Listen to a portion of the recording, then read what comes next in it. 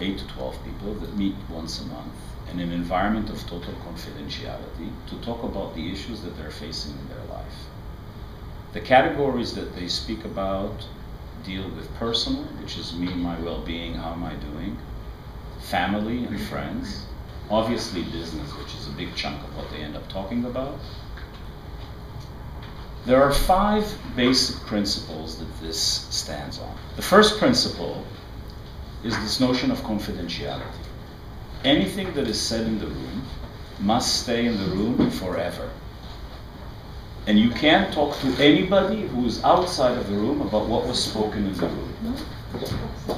Okay? This is a non-compromisable principle. The second principle that is critical is the fact that there's no conflict of interest. What will create a conflict of interest if you have 2 guys that are in packaging? Exactly. Or family members. If I have a player in my room, let's say that I am in the hotel business and there's another hotel guy in the city in my forum, anything that I say can and will be used against me. Right? So I can't expose myself. I can't talk about anything. So the group has to be free of conflict of interest.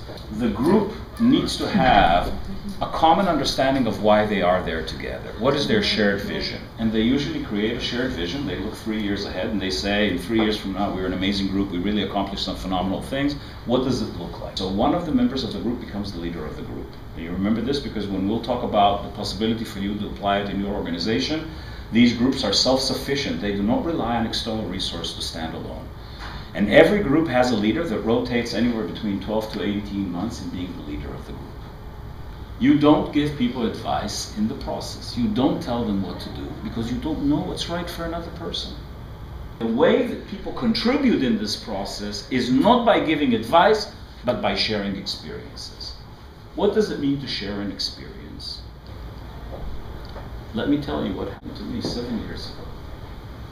What I do to you is I develop a sense of deep empathy because I say, hey man, you're not alone. I've been there. You know what? Not me, my sister's been there. And here's what I saw happening to her. You need to remember this. This comes from Gestalt psychology. The essence is you don't tell other people what they can or what they should or should not do. 90-something% of the people say forum was the biggest value that I got out of this thing. So you ask, why are so many people glued to this? What is in the dynamic of this thing that happens that makes people so amazed about this thing? And the answer is, they would say, forum saved my marriage.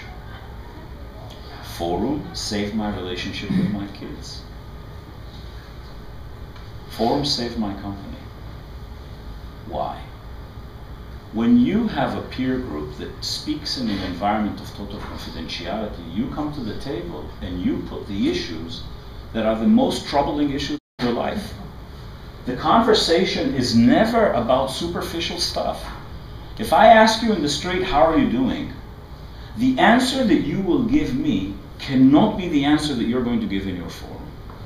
Because this is a unique setting under a construct of total confidentiality. You're going to talk really deep stuff. And people open themselves to total exposure. Now obviously there are various levels of total exposure and there's time that it takes to get really deep. But fundamentally the conversation goes to a very profound level. And people are lost. Each and every one of us at one point in time in our life, we feel lost. We feel that something is falling apart. My relationship with my kids is falling apart. My marriage is falling apart. I have no idea where I'm taking the business. I'm being attacked. And the people come to the room and they open up.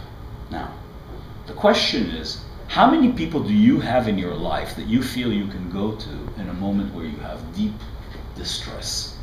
When really, you know, as they say in English, the shit hits the fan. How many people do we have? What would most people answer? One, two, maybe 3, right?